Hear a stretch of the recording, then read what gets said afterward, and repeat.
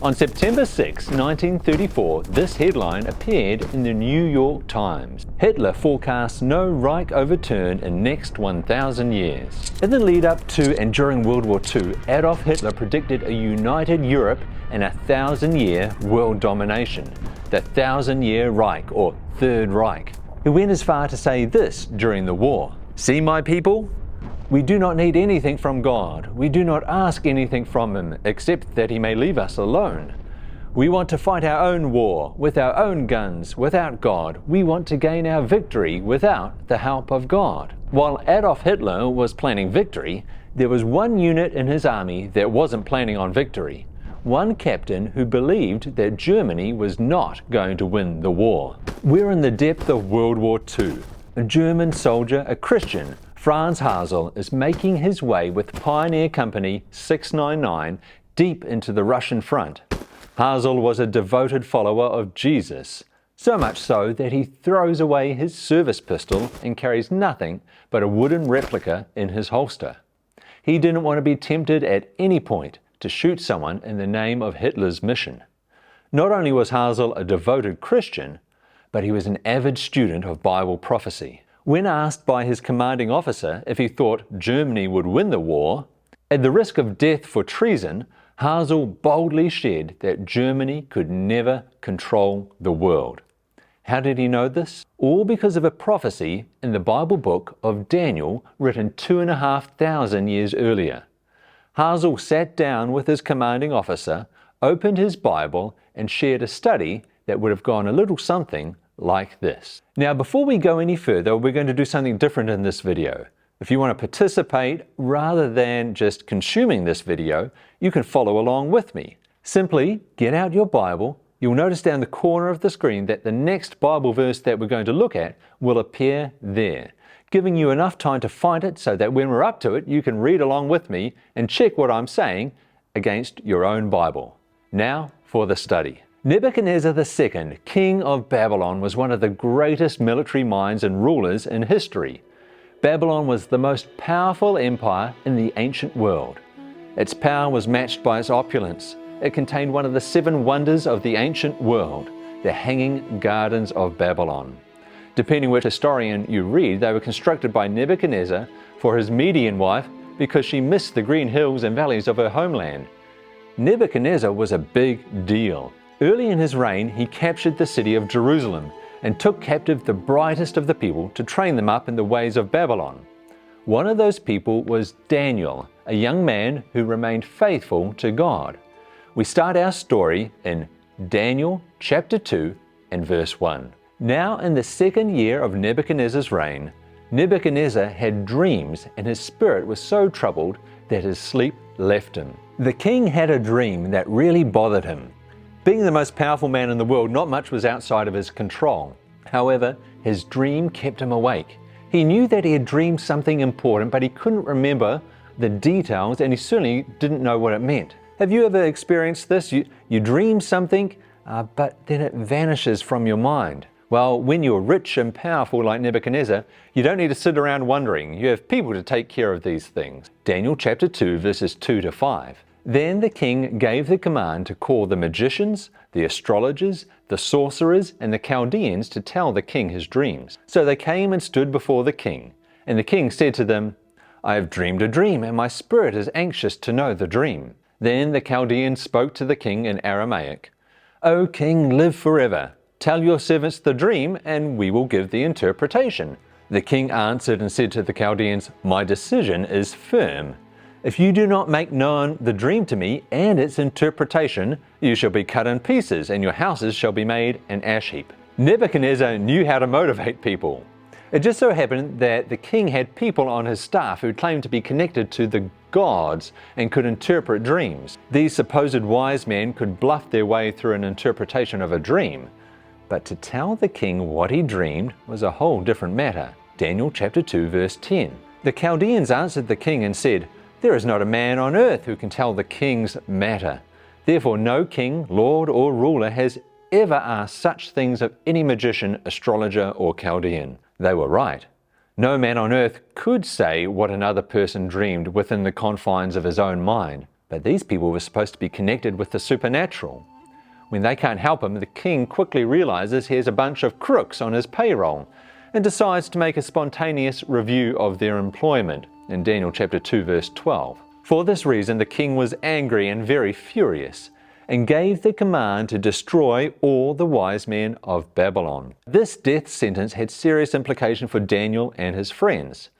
Although they were faithful followers of God and certainly not magicians or astrologers or anything like that, they were included in Nebuchadnezzar's inner circle of wise men. Daniel asked the king for more time, then he goes home. Daniel chapter 2 verses 17 and 18. Then Daniel went to his house and made the decision known to Hananiah, Mishael, and Azariah, his companions, that they might seek mercies from the God of heaven concerning this secret, so that Daniel and his companions might not perish with the rest of the wise men of Babylon. Did you catch that?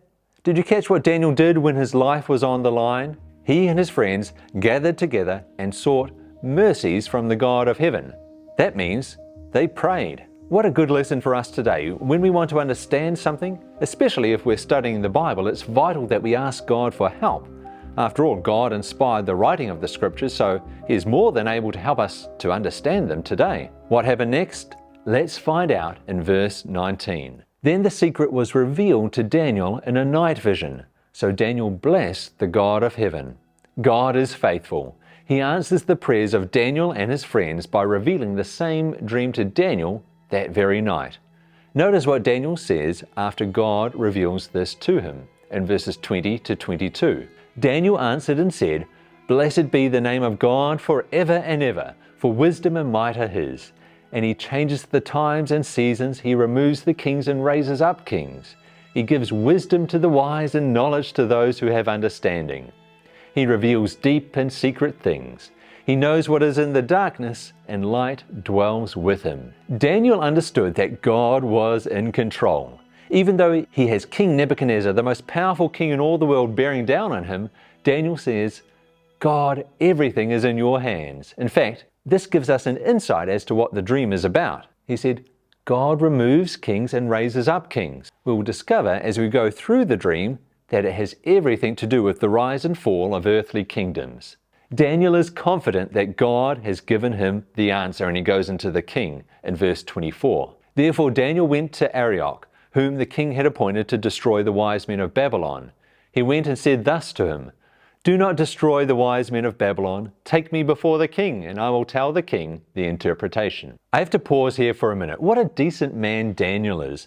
The first thing he says is, don't destroy the other wise men. Even though they're caught up in all this dodgy stuff spiritually, Daniel doesn't want to see them die.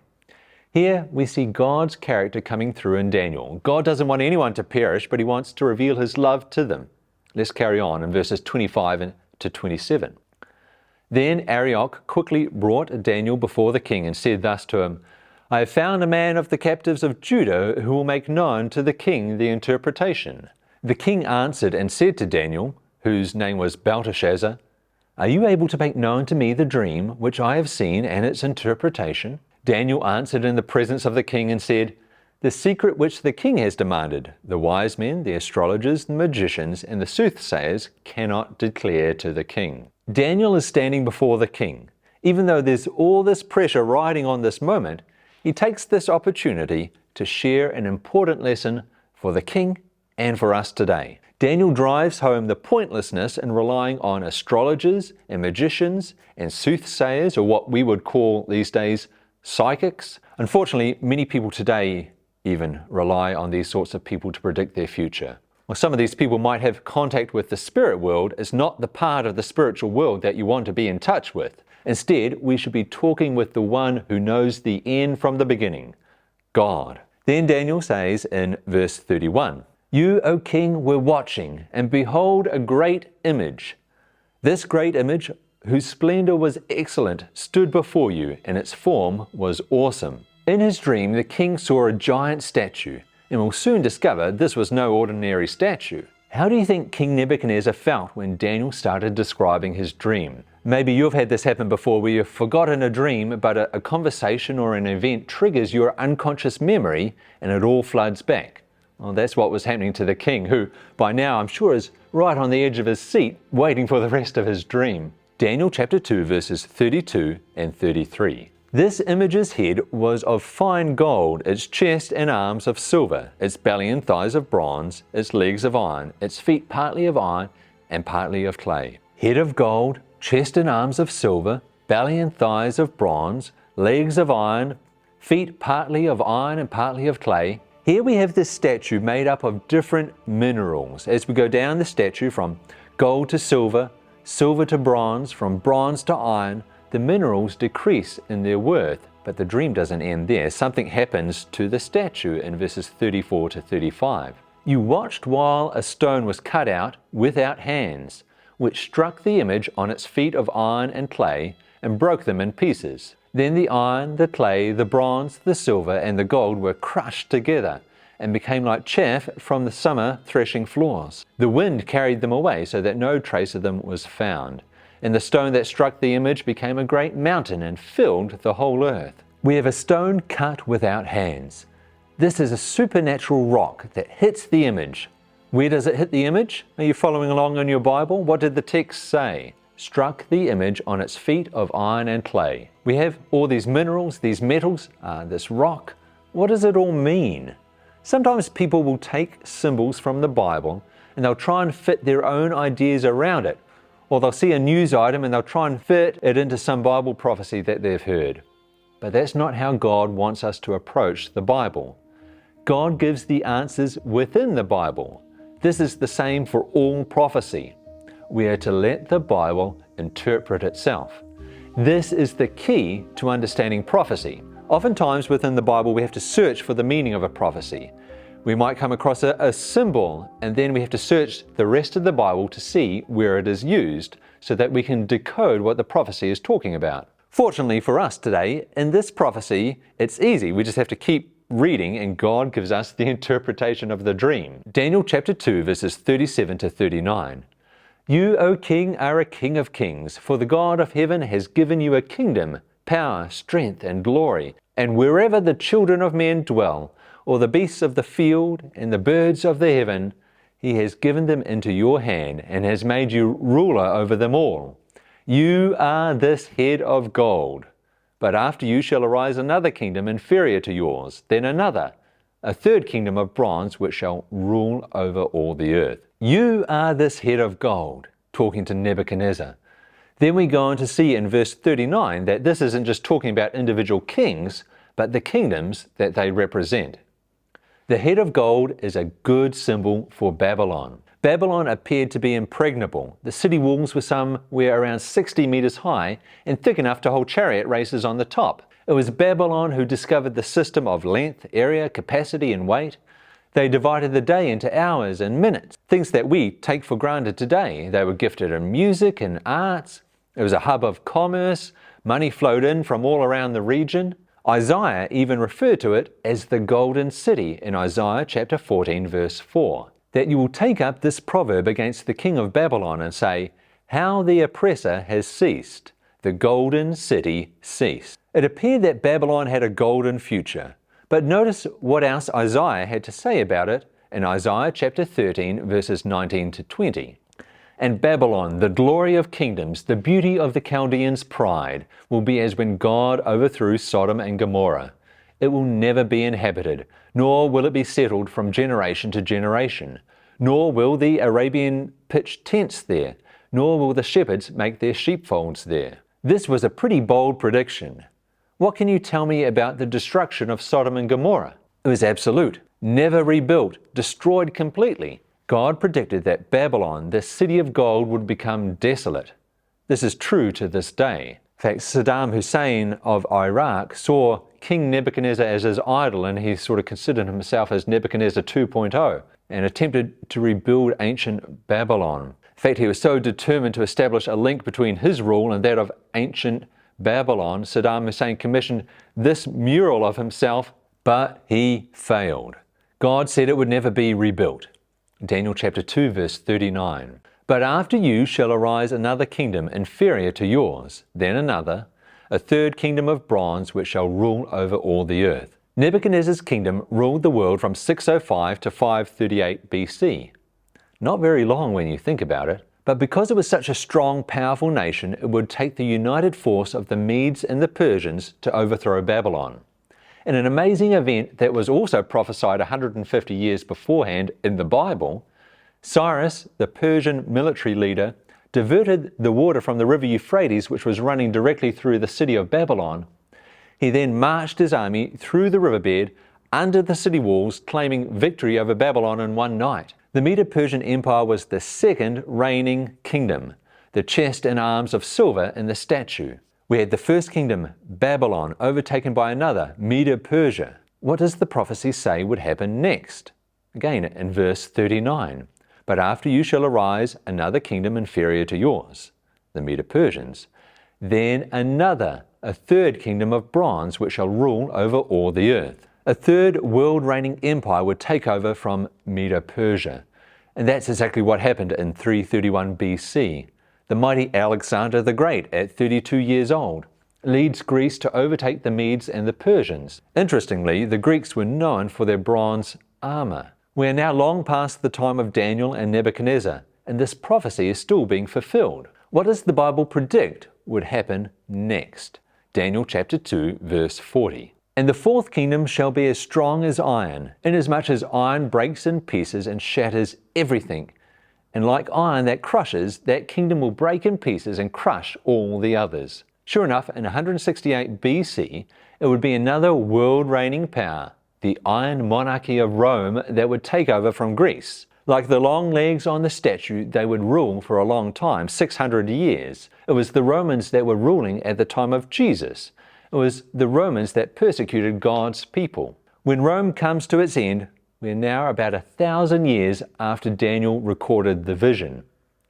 You know, you or I might be able to predict world events a few years in advance, but 1,000 years and 4 empires later, none of us can see that far ahead. But you might be thinking, 4 empires, one after the other, with a few interesting parallels with the metals. Maybe it was an extremely lucky guess. Well, pay close attention to what Daniel said would happen to that fourth kingdom, Rome, and what would come after it, in Daniel chapter 2, verses 41 and 42. Whereas you saw the feet and toes, partly of potter's clay and partly of iron, the kingdom shall be divided, yet the strength of the iron shall be in it, just as you saw the iron mixed with ceramic clay.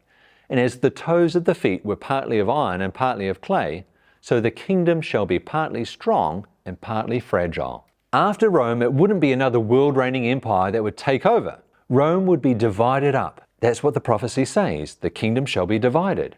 And that's exactly what happened. Notice too how Daniel draws attention to the toes, 10 toes. By 476 AD, tribes had conquered Rome, and 10 of these tribes eventually became what we call modern Europe. The Anglos and Saxons became England, Lombards, Italians, Franks became France, and so on. God says that He can see the end from the beginning. This prophecy certainly proves that when you consider how accurately it has been fulfilled. The amazing thing is, this prophecy of Daniel 2 is just the very beginning of the powerful prophecies in the Bible that have been accurately fulfilled. Now, coming back to our original story. Remember, Hitler was predicting 1,000-year reign and a united Europe. But let's see what the Bible has to say about that in Daniel chapter 2, verse 43. As you saw iron mixed with ceramic clay, they will mingle with the seed of men, but they will not adhere to one another, just as iron does not mix with clay. The nations would mix together, but they will not adhere or be united. There have been many attempts through intermarriage to bring parts of Europe together.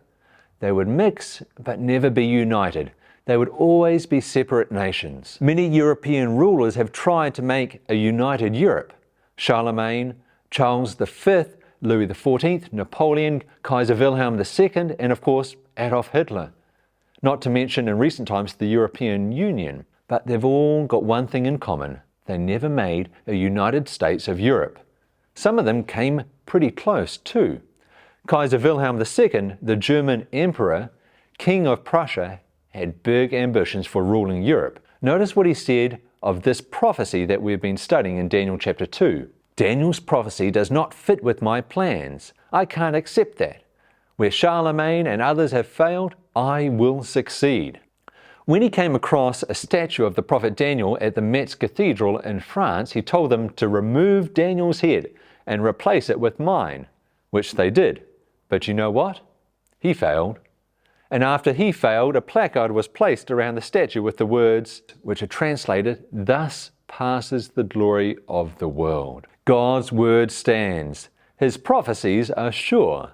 Which brings us back to our original story. You remember Franz Hasel, the Christian in the German army who told his commanding officer that Hitler couldn't win. Hitler couldn't unite Europe because of what this prophecy in Daniel 2 said. Well, his commanding officer believed him and set up stores of fuel and food as they were advancing deeper into the Russian front.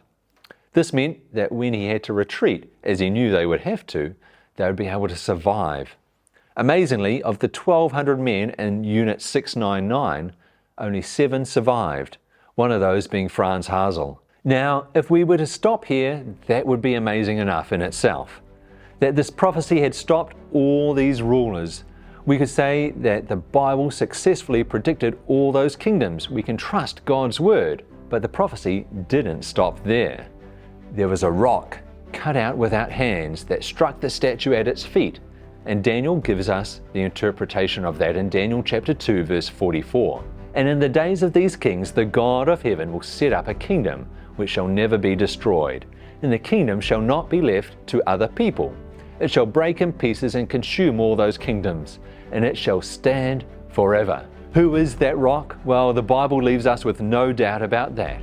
We read in 1 Corinthians chapter 10 and verse 4, "And all drank the same spiritual drink, for they drank of that spiritual rock that followed them, and that rock was Christ." The rock is a clear symbol of Jesus. It will be Jesus that sets up a kingdom that will never fall. This will happen in the days of these kings. At the feet of the statue, the time of divided Europe, the time that we're living in now. And it will do away with all these other kingdoms, breaking them in pieces and consuming them. Friend, we're living at the very edge of human history. We're on the tip of those toenails of that statue. Everything else has happened in this prophecy just as God said it would. 100% accuracy. So we can be also sure that Jesus will return, and soon. I think we can share King Nebuchadnezzar's response when he said in Daniel chapter 2 verse 47, the king answered Daniel and said, "Truly, your God is the God of gods, the Lord of kings, and a revealer of secrets, since you could reveal this secret." God truly understands the future and has ultimate control of this world. The question is, are you prepared to let Him lead in your future?